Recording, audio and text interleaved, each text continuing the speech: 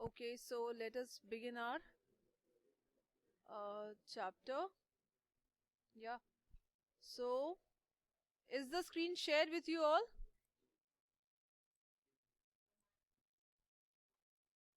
I'm going to share the screen. Hope you're carrying your books in your hands. Is the screen visible? Okay, nice. So, yes, so this chapter has two parts. One by one, I'll be inviting students from their rows. They may come, they may speak the same on the mic, right? So, I'll be beginning with um Kumar Utkarsh.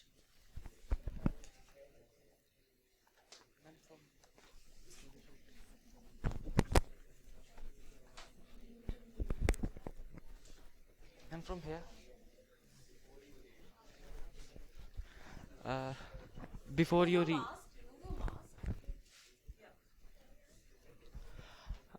you read, scene from a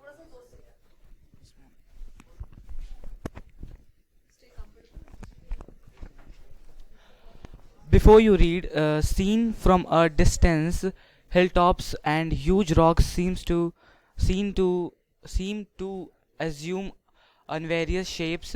They may resemble an animal or a human figure. People attribute stories to these shapes. Some stories come true, other don't. The great stone face is one of such shapes that remains the reminds the inhabitants of the valley of a prophecy. What was it did it come true?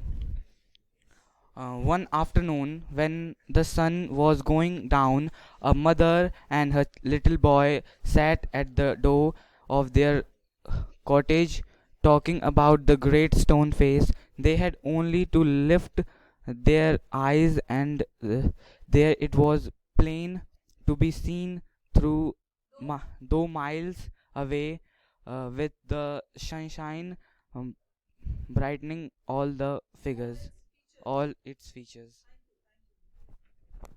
So here we have got an intro of the chapter. Like it simply says that if you see something from a distance, say if it is a hilltop or maybe some rocky structure, you may think that it is carrying some kind of shape. They may resemble an animal or a human figure, and people attribute stories to these shapes. Some stories come true also, but others may not. The great stone face is one such shape that reminds the title. Remember my words, the title is reminding a shape that is a kind of symbol to the inhabitants of the valley of a prophecy. What does it remind? It reminds of a prophecy. What do you mean by prophecy? Yes, a statement which is yet to be true. Yes, it is yet not be proved truthful, but people are expecting that in near future it will be. What waits? What was it? Did it come true? So for that we need to wait. We need to invest time in that. So here begins the story. One afternoon when the sun was going down, a mother and her little boy sat at the door of their cottage, talking about the great stone face. They had only to lift their eyes, and there it was, plain to be seen, though miles away. What do you mean by miles away? Was it 100 meters apart? A mile has how many kilometers? Anybody?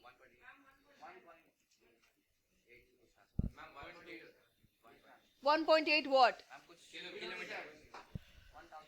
Alright, so with the sunshine brightening all its features, now I'll invite another one.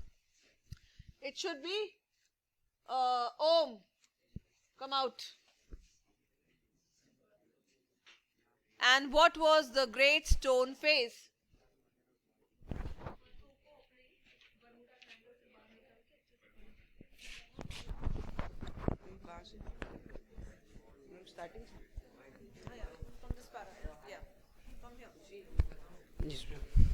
And what was the great stone face?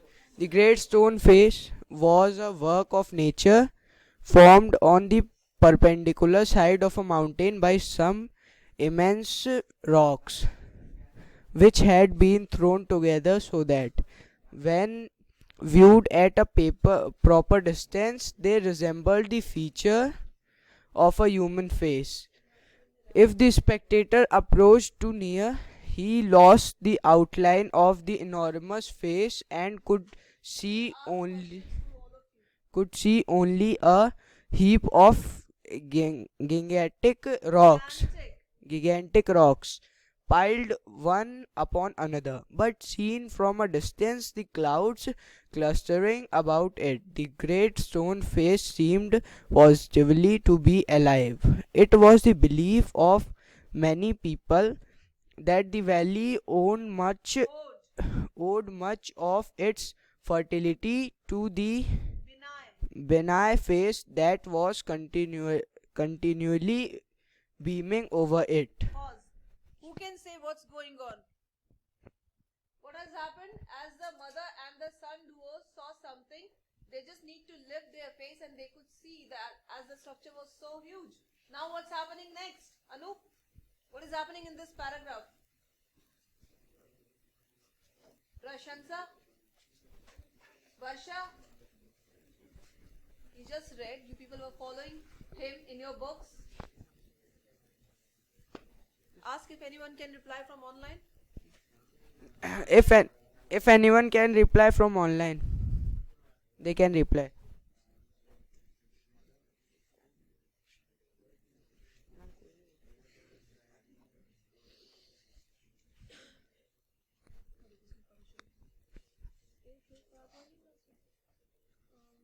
Nike boy. Puma boy. They are talking about we are seeing the gigantic rock which is piled on one of another, and they are seeing clouds upon it, and when they are seeing a smiling face on the mountain. Okay, so what is the speciality of this?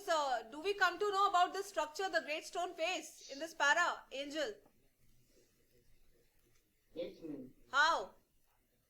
What description do they give? When the description that the stone resembles as a smiling face of a human. Okay. Stone face. Alright, you may keep the legible distance from the mic and you can say again, though I heard, not proper, but I heard that the face was smiling one, right?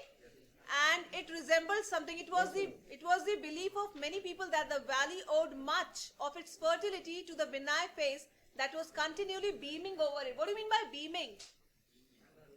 Om, what do you mean by beaming, Om? Kind. Beaming. Beaming means shining brightly, a beam of something. B-E-A-M. You might have read in science also. A beam, light, right? So beaming means jo chamak raha ho.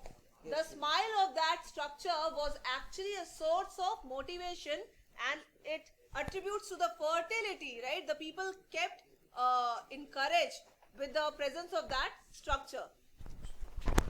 Thank you, huh? Run for your life. So now a mother and her little boy, as we said,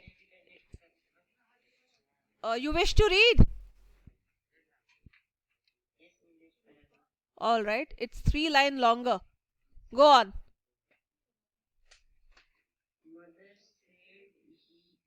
No. You don't have to start from here. You have to start a little above the same para. A mother and her little boy, as we said earlier, from this line. A mother and her little boy, as we said earlier, sat at the door of their cottage, gazing at the great stone face and talking about it. The child's name was Ernest. Mother said, while the great face smiled on him, I wish that it could speak, or it looked so very kindly, that its voice must be to me be present. Must indeed. Must indeed be present. If I ever see a man with such a face, I should love him very much. Alright, thank you. So, what does it say, mother? While the great face smiled on him, I wish that it could speak. Who is expressing this wish? The boy. Then the boy knew earnest. Yeah. So, if an old prophecy should come to pass, answered his mother, we may see a man sometime with exactly such a face as that. What prophecy do you mean, dear mother? Eagerly inquired Ernest. Please tell me about it. So his mother told him a story that her own mother had told her. And some story is also going on here. Right? If you get to share, if you're feeling overwhelmed with joy, then kindly come across and share your joy.